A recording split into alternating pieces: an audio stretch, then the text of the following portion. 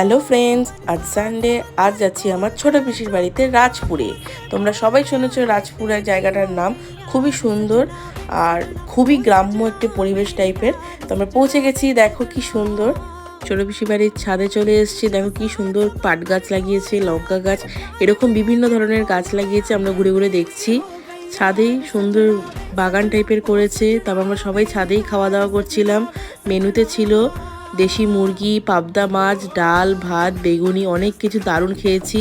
খাওয়া দাওয়ার পর চলে এসেছি আমরা লেবু পাতা, মানে তোমরা সবাই যাবে গন্ধরাজ লেবু পাতা তুলতে চলে এসেছি। দেখো আমি আমার আর এক পিসি সবাই মিলে লেবু পাতা তুলছি। তারপর আমার পিসে মশাই দেখো কি সুন্দর আখ কাটছে।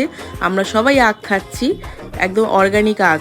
তারপর সবাই মিলে বসে গল্প গুজব করছি আমরা। আমার ছোট পিসির মেয়ের জন্মদিন ছিল 6 নভেম্বর, যেটার জন্য আসা, তাই ওর বার্থডেটা একটু পরে সেলিব্রেশন হলো।